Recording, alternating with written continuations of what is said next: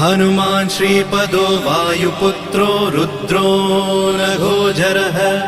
अमृत्यवीरवीरश्च ग्रामवासो जनाश्रयः धनदो निर्गुणः शूरो वीरो निधिपतिर्मुनिः पिङ्गाक्षो वरदो वाग्मी सीताशोकविनाशकः शिवः शर्वत्परो व्यक्तो व्यक्ताव्यक्तो धराधरः पिङ्गकेशः पिङ्गरोमा श्रुतिगम्यः सनातनः अनादिर्भगवान् देवो विश्वहेतुर्जनाश्रयः आरोग्यकर्ता विश्वेशो विश्वनाथो हरीश्वरः भर्गो रामो रामभक्तः कल्याणप्रकृतिस्थिरः